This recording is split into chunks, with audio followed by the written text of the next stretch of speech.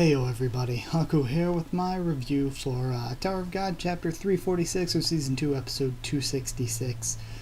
This one was good. I thought it was really good, pretty much like every chapter. The bomb versus bomb fight, or Viole versus Viole.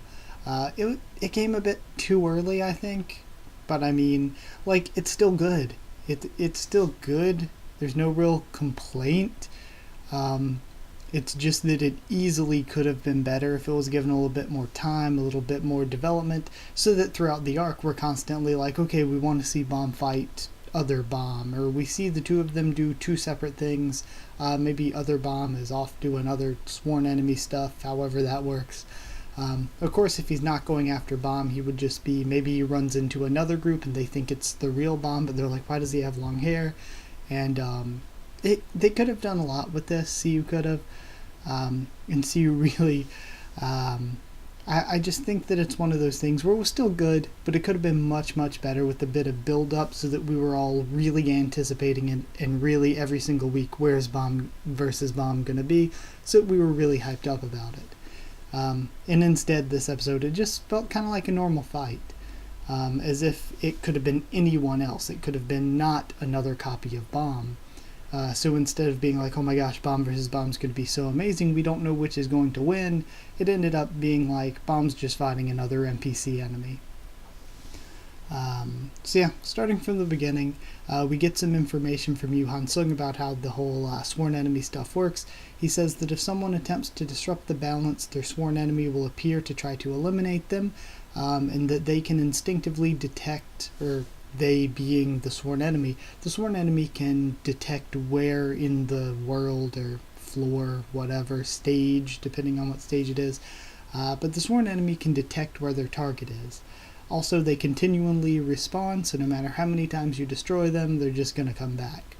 Also, he mentions that since Bomb and Andrasi were quarantined, that it's more likely that their sworn enemies will appear pretty soon, because they are more of a threat to balance.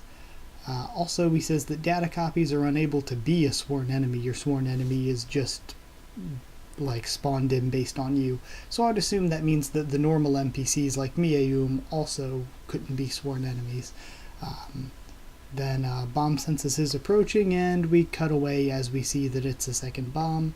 We get to see Kun's group traveling through the mountains. mi-eum has amazing stamina, and she says she thinks that she was just designed to have really good stamina, which, I don't know. It makes me like her even more, because I always think it's so cool, like when you have just, and I don't know how to put this, because it's like, it's so otherweight, like an outsider character learning, and like, what they think is normal to them is different from what's normal to the normal characters. Like if there's an alien, like one alien character in something, and their whole sense of how things are is different than what all the human characters are, and that works for any sort of thing like that, like an isekai show or something. I guess it works similarly. So I always think that's really cool. So it's cool just seeing, like, she talks about being designed and stuff like that. It makes things an extra layer of interesting for the character, and just that one line for some reason made me so much more interested.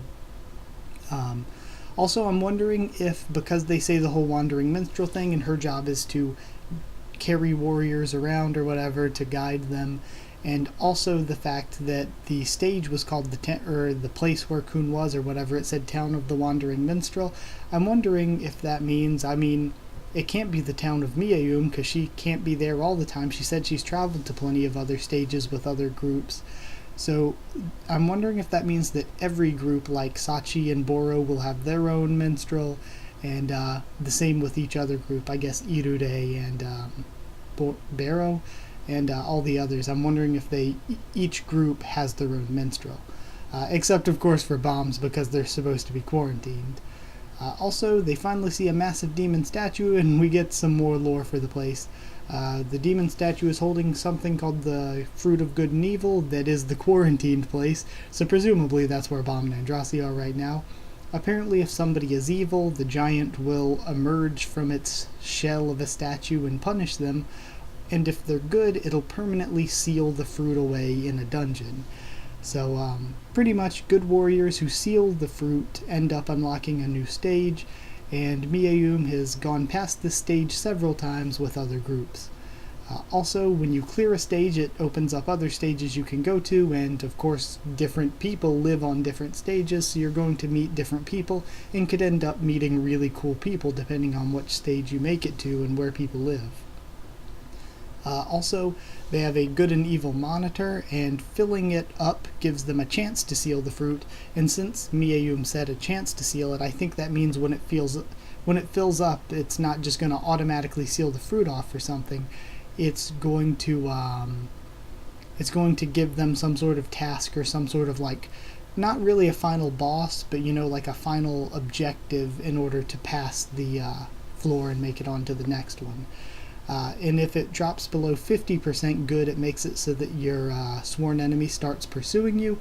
And if it drops to completely evil, 0% good, something very, very terrible is going to happen, which I presume to be the giant wakes up and comes to try to kick your ass. Then we go back to Viole versus Viole. Like I said, I thought it was too soon. It felt like a normal fight. It was funny, though, when Yuhan-sung jumps in and Bam was like, go Viole, and he cheers for Viole against Yuhan-sung. But Yuhan-sung totally wrecks him, and Bam ends up saving him because Bam thinks that he wants to deal with it himself if he's his sworn enemy. So yeah, that was pretty good. I'll get into some thoughts on that in a second, but first I'll talk about the blog. In the blogs, the only thing that I thought was super important to talk about here is that CU confirmed that the arc will be longer than others, which I think is really good, especially since it's got multiple stages. I want it to be a good long arc. I mean, the second floor, they were there for like damn near 80 chapters. Give us near 80 chapters of this. I don't mind because of the setup. Some setups can't really carry on that long an arc, but I think this setup could totally carry it on because we're going into different stages. A single stage couldn't be 80 chapters and pull it off, but I want to see this be a long arc. I want it to be detailed, because I think that kind of hurt Floor of Death, where it seemed like Floor of Death, it was kind of long. It was one of the longer ones. It was like 20-some chapters, I think. But in the course of that, it felt like we were running through things when it could have been just developed out a bit more. I'm kind of glad it went quicker because of the way the story was written. I think that the Floor of Death could have been done way better. But something like this, I really hope that it's drawn out and developed at least as much as Name Hunt Station was, if not more. I'd like to see it more drawn out and more developed than Name Hunt Station. But yeah, I guess that's the only thing that I thought was really important to talk about from the blog. Some thoughts going out of this, though. Not only do I think Bam's fight would be better if it was built up more, I think that now that it's happening, I think either he might befriend his sworn enemy, because that would be the Bam thing to do, and if he does, that'd be cool. We'd have Bam and his little Viole copy together going around doing stuff. So I think that would actually be pretty cool if he did befriend his sworn enemy. Or another way that it could happen is that his sworn enemy stops chasing him for now, because I think maybe Bam saving his own sworn enemy, maybe that gave him good points, and maybe he accumulates enough good points, and his sworn enemy just sort of breaks off for now. That could totally be possible. But on the other hand, Bam could just defeat it, and it could come back again later. Either way, him defeating it and it coming back again later seems like the least impactful of the options here, so I think it'd be cool if it just broke off. We didn't see if Bam was strong enough to defeat it yet, and then if Bam messed up again, his good meter went down, because it's not real good and evil, it's what the floor judges as good and evil. Maybe it drops down some more and it comes back again, and then we have to worry about, okay, is Bam going to be able to defeat himself? So I do think that it would kind of help out if he didn't defeat him this early. Even though he's fighting him this early, defeating him this early, maybe we shouldn't do that. Also, I could see Bam's group for this stage, because it is the judge, or the floor judging good and evil. Maybe their actions, like Bam saving his own thing or whatever, or I guess more along the lines of Kun's group helping Bam. Maybe it judges that as evil because Bam is a quarantined material. So maybe they end up, because they're helping Bam and kind of causing chaos in a way, it sort of keeps lowering down their good, and eventually they have to fight the giant demon thing as the final boss to make it to a new stage, and they take the evil route.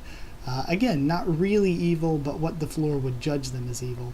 Because I kind of see most arcs and most things, but especially Tower of God, like, it's set up to go one way and then they take you another way for the endings. I totally think that's how this could go, is the floor is set up for them to do good deeds in order to move to the next one, but instead of doing that, they could end up being judged as evil, and then they have to take that way through it. Yeah, overall I thought it was a good chapter, but the fight's not all it could have been if it was saved for later. Overall, just more lore, more world building. No complaints about any of that because I enjoy chapters like that. And even though I said it could have been better, it was still really good, and I would give it 8 out of 10 because of that. 8 fruits of good and evil out of 10? Good and evil monitors out of 10? I don't know. But yeah, I still thought it was really, really good. Especially I liked Kun seeing the little stage select things and seeing their good and evil monitors and stuff. It's just a really, really cool setup for an arc, which is why I'd love it to be drawn out, especially if they go from this stage to a different stage and not only meet different characters, see different sworn enemies, and deal with the main plot, which is going to be finding it and seeing what happens with Bomb and Rachel and Irure and all of that. But also seeing what different sort of tests or challenges to clear the stages that the other stages have. So there's so much that can be done for this arc. So that's why very, very excited, and I hope it is drawn out a little bit. So yeah, that's it. Thank you once again for watching. Like if you did like the video, comment down there to tell me what you thought of this chapter, what you thought of my thoughts on it. Subscribe for more Tower of God, much more on the channel. Follow on Twitter if you want. I can try to keep you updated there on stuff for the channel, and if you want a link to our Discord server, just ask and I'll give you one. That's it. Thank you once again for watching, and I'll see you all next time.